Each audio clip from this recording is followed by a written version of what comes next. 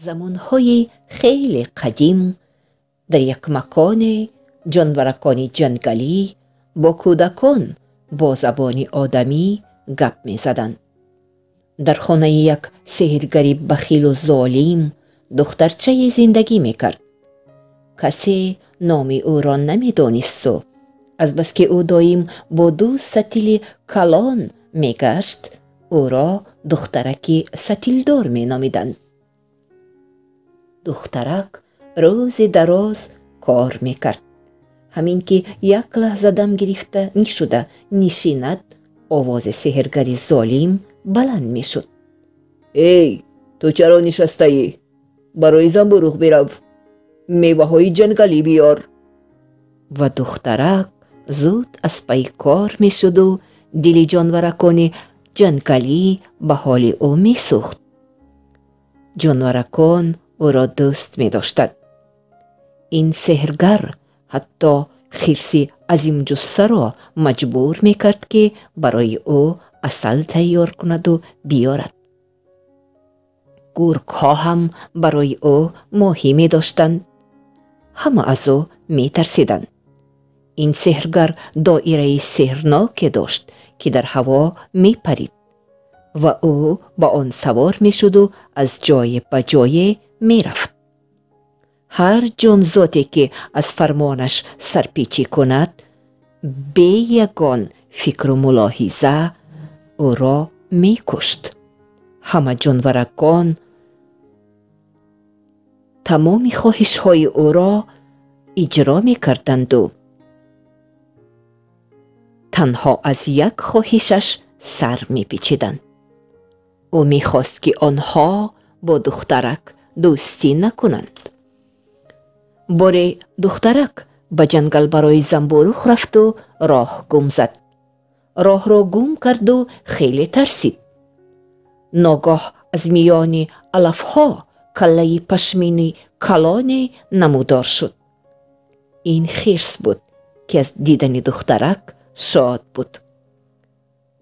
خرس راه گم زدن دخترک را دانست و او را به پشتش سوار کرد و به راه درآمد. زرگوش آنها را دید و با پشت خرس سوار شد. آنها شاد و خندان و سرودخوانان به راه برآمدند. شادی و خرسندی دوستان را دیده سحرگر دیوانه شد. عجایبات کار در آن بود که سحرگر اگر غضب‌آلود شود خراب می شد و اگر شاد شود فربه. و او اگر کسی را شاد و مسرور بیند و یا اگر کسی به کسی دیگر نیکی کند خراب می شد و لاغر. خرس و دخترک نیکی کرد و سحرگر خلاب و لاغر شد. او زود به دایره پرانش سوار شد و به سوی خرس پرید. آه میکشم این خرس لعنتی را. او به نزد خرس رسید و خرس بیچاره را کشت. دخترک زار زار گریه کرد. از دست او دیگر چی کار هم می آمد. ناگاه او آوازکی مهینه را شنید. وقتی گریه و ناله نیست. خرس را نجات دادن لازم. با من بابایم گفته بود که در ماه آبی حیات هست. اگر اون را یابی خرس زنده می شود. این آواز مشچه بود. منزل ماه کجاست؟ پرسید دخترک. نمیدانم. از گرگ ها پرس. گفت موش. دخترک به نزد گرگ ها آمد. آنها در لب کول ماهیگیری میکردند. سحرگری ظالم به دم گرگ ها چنگک ماهیگیر را بسته بود و آنها را مجبور میکرد که نشسته ماهی دارند. با من یاری دهید. التجا کرد دخترک. سحرگر خرس را کشت. با من آبی حیات لازم. ما به تو کمک میکنیم.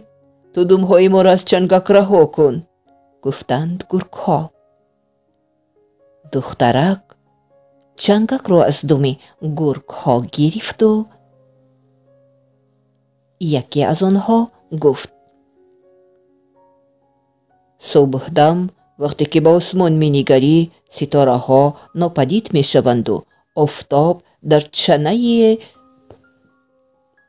به سوی آسمان می آید.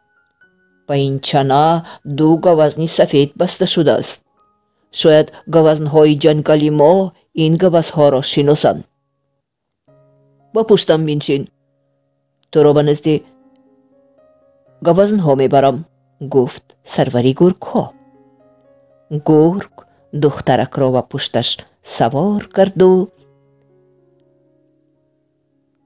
به سوی صحرا دوید. سحرگر این همه را دید و به دایره نشست و از پس آنها پرید. گرگ خیلی پیشتر از سحرگر به نزد گوزنها رسید.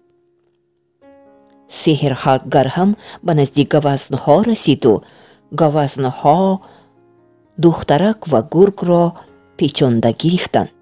سحرگر هم میخواست که به نزد دخترک فراید، اما علاجی نداشت. او میترسید که شاخهای تیز گوزنها دایره پرانی او را سوراخ میکنند. یاری دهید گوزنهای مهربان، من میخواهم به ماه روم. در آنجا آب حیات هست، گفت دخترک. آب حیات با تو چی لازم؟ پرسیدند گوزنها. دخترک به گوزنها نقل کرد که سحرگری ظالم خرس بیچاره را کشت و برای او آب حیات لازم است. ما تو را به نزد قوان تیز پرواز میبریم، آنها تو را به ماه میرسانند، گفت گوزن به دخترک. گوزنی از همه جوان و چابک دخترک را به پشتش سوار کرد و مثل شمال می پرید. از پس آنها سحرگری ظالم سوار دایره‌اش می پرید و داد می زد: همه به این دخترک یاری می دهند، قوتم کم می شوم، خراب می شوم، ای وای، ای داد. باید یگان کاری بدی کنم، نباشد حالم خراب. این لحظه باشد دخترک الکی با پرندگان زیبای سفید درباره مرگ دوستش خرس و آب حیات ماهتاب قصه می کرد. می ترسم که ما تو را به ماه رسانیده نمی توانیم. راه دور و بالهای ما کم قوتند، گفتند قوها. اما ما تو را به کول کبود میبریم. میگویند که قورباغه های این کول با ماه آشنایی دانند. شاید آنها کمکت کنند. پرنده های سفید دخترک را به کول کبود رساندند و قورباغه ها به دهشت افتاده راه گریز را پیش گرفتند. گریزید، قر قر، قوها. نترسید، آرام کردند آنها را پرنده ها. ما به شما نمی رسیم. اگر شما به این دخترک کمک کنید ما با شما دوست می شویم. شما با ماه آشنایید؟ پرسید دخترک از قورباغه ها. بله، ما هر شب بازی او را تماشا می کنیم، گفت قورباغه. ناگاه از دور سحرگری ظالم پیدا شد و دخترک غمگین شد.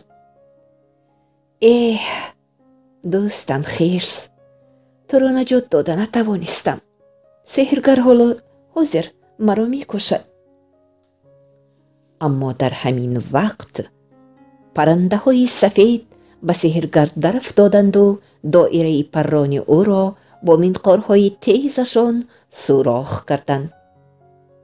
دایره سوراخ با سحرگر به آب کل افتادند و سحرگر در پشت علفها پنهان شد. منتظر شو، ماهتاب راست به ساحل آب آمده بروی آب این کل می شیند. تو زود ستیلچت را از آب پر کن، گفت قورباغه دانا به دخترک. سحرگر این همه را شنید و خواست آب را نوشیده کل را خشک کند تا ماهتاب نتواند آب بازی بکند. تا ماهتاب آب بازی کردنی شده به زمین خشک افتاده نابود شود. در همین وقت ماهتاب نمایان شد. او می‌خواست که از آسمان خود را به آبی کل پرتاید. به پایان نفرا، نابود می‌شوی، داد می‌زدند قورباغه‌ها. اما ماهتاب نمی‌شنید، چون که مسافه خیلی زیاد بود. ماه به پایان جهید و دخترک و قورباغه‌ها از ترس چشمهایشان را پوشیدند. ماهتاب نابود شد، فکر می‌کردند آنها. اما ماهتاب با سرعت بلند از آسمان آمده راست به بالای سحرگر ظالم افتاد و شکمی پر آب سحرگر کفید و کل پر از آب شد.